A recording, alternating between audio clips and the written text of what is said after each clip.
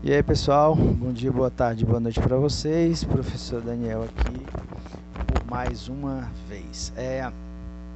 Bom, hoje nós vamos falar de um tema que aí é, como se diz, a gente vai colocar a muda no chão, ou a gente vai colocar a semente no chão, a gente vai começar efetivamente a produzir, né?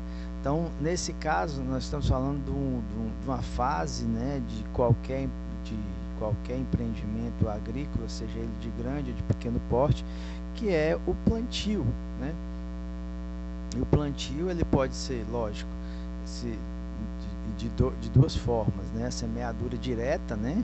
Que você vai colocar a semente em contato com o solo, e você também tem isso de maneira indireta, que é quando você faz o transplantio, né? Você faz uma sementeira, né? E aí você ou ou no caso, dependendo da situação, ou você faz uma estaquia e faz um desenvolvimento dessa muda, e quando chega num determinado momento você faz o transplantio, né? Então, nesse caso aqui, nós vamos mostrar duas situações, que a produção ou o plantio feito através de semeadoras essas que a gente tem aí três tipos principais, né, que são as semeadoras de fluxo contínuo, semeadoras de precisão e multissemeadoras, né? Então a gente tem aí exemplos de como eu vou mostrar para vocês, devem ver aí alguns vídeos mostrando aí o passo a passo de como se regula equipamentos como esses, certo? Então nós temos aí essas situações. As semeadoras, elas também geralmente são acopladas a ela aí um sistema de adubação, né, que a gente chama de adubação de arranque, né? Você tem aí a possibilidade de fazer o plantio e já fazer a primeira adubação. A adubação essa que vai dar o start, né, o arranque, né, da cultura nos primeiros dias, que tem, logicamente, adubos que tem uma propensão a fazer esse desenvolvimento para aquela fase, ou seja, é a nutrição para aquela fase de desenvolvimento, né? Logicamente também que, como eu falei, eu acho que até em outras aulas, você não pode colocar o adubo e a semente no mesmo local, né, que isso vai provocar alguns problemas, né, de desenvolvimento.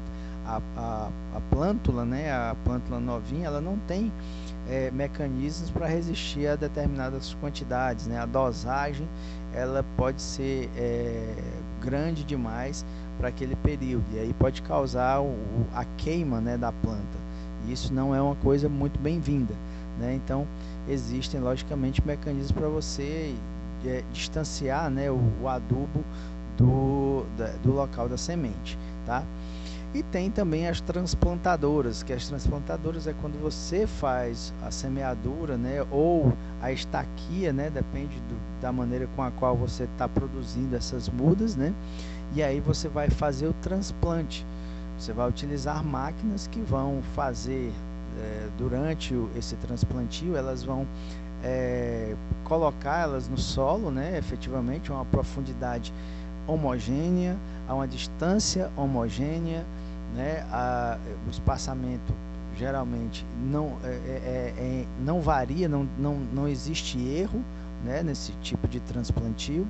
Então essa equidistância, essa perfeição também ela é muito bem-vinda, né, na agricultura, né? Quando você tem uma disposição bem homogênea da cultura no campo, né? Seja ela uma cultura hortícola, seja ela uma cultura silvícola ou frutífera, né? Isso é muito importante, né? Logicamente que as máquinas elas têm os problemas delas, né? Você tem o problema primordial, seria o de aquisição, né? Que geralmente máquinas que são para essa natureza, tanto de semeadura como para transplante, elas são um pouco mais caras, né?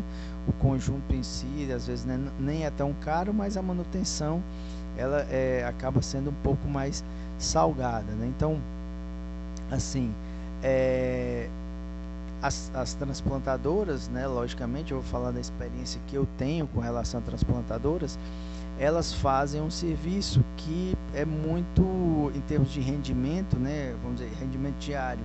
Se eu fosse contratar uma turma para fazer um plantio, né, e logicamente essa mesma turma, eu comparado, né, em termos de custo, comparando com a máquina, né, seriam praticamente equivalentes, né, mas com a diferença bem significativa com relação a justamente essa eficiência, né, do distanciamento, por exemplo, né, distanciamento entre plantas, o espaçamento, né, é mais bem regulado, né? O ser humano, ele, logicamente, ele vai errar um pouco mais, um pouco para menos. Em determinadas culturas isso é bem determinante, né?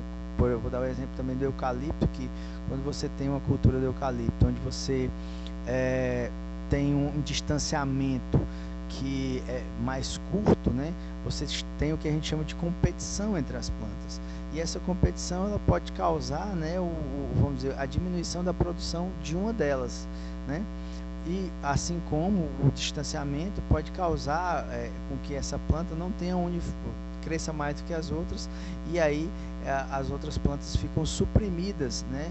Uma fica dominante, as outras ficam suprimidas, porque ela vai ter mais luz, ela vai ter mais condições de absorver energia luminosa, e aí acaba que a planta se sobressai sobre as outras, né? Então, os sistemas mecanizados, né, de transplante, eles também são bons nesse sentido, né? Logicamente que tem a questão, como eu falei, a questão do custo, né? Mas o que a gente preconiza, na verdade, para que vocês saibam que existem determinados sistemas que podem, né, ser bastante úteis, né, nessa questão, tanto do plantio, da semeadura direta, né, em áreas de plantio direto, por exemplo, que geralmente é o que acontece hoje em dia, né, os sistemas de plantio, na sua grande maioria, são em sistema de plantio direto, né, e quanto à questão do transplante, nós temos aí alguns casos, como na eucaliptocultura, né, por exemplo, e outras culturas também, nós já temos a utilização dessas máquinas aí. E na horticultura também, logicamente, tem máquinas como essas para fazer o transplante, certo? Então, vejam aí os materiais, leiam o que eu coloquei para vocês, e aí façam bom proveito aí desses novos conhecimentos, beleza? Grande abraço, fiquem e assistam os vídeos.